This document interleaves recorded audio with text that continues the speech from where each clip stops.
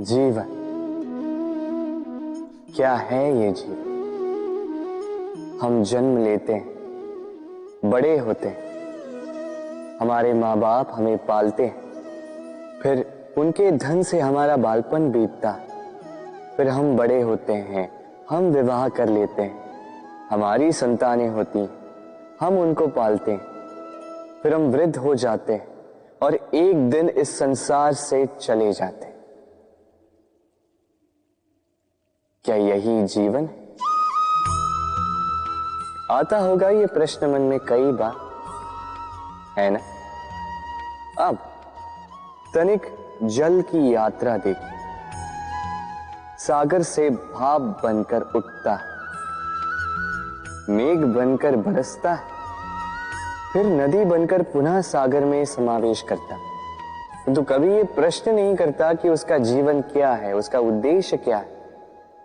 हर भाव जीता है और दूसरों के लिए जितना बन सके देता जाता। जब सागर में होता है तो असंख्य जल जीवों को जीवन देता है। जब सागर से भाप बनकर मेघ बनता है तो किसानों को आशा देता है कि फसल पुनः उपजेगी। जब वर्षा बनकर बरसता है तो इस सूखी प्यासी धरा को सींचता है। और जब नदी में होता है तो किनारों पर वनस्पतियों को जन्म देता है। तो सोचिए, क्या जल कभी ये सोचता होगा कि उसका जीवन क्या है, उसके जीवन का उद्देश्य क्या है? नहीं, वो बस अपना धर्म करता जाता है और जितना हो सके सबको आनंद देता जाता। इसलिए जीवन में कभी ये प्रश्न मत कीजिएगा कि ये जीवन क्या है, इस जीवन का उद्देश्य क्या है। बस इस जीवन को जिए और जितना हो सके उतना सबको आनंद दे। मन प्रसन्न होकर बोलेगा, राधे राधे। कभी किसी पंछी को देखा है?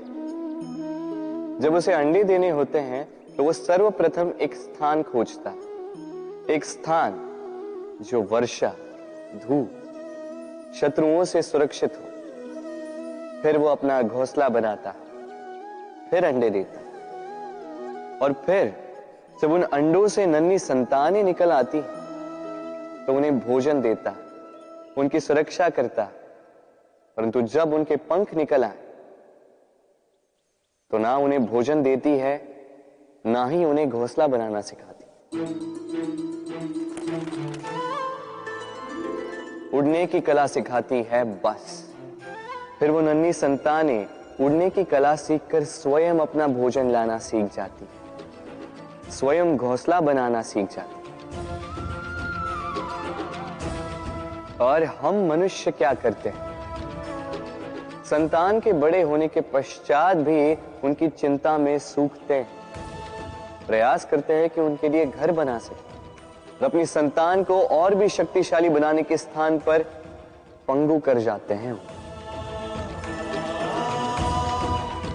जीवन में वही कीजिए जो एक पंछी करता है। अपनी संतान को उड़ने की कला सिखाई, संस्कार दीजिए, और एक समय के पश्चात उसे स्वयं अपना आकाश चुनने को मुक्त कर दीजिए।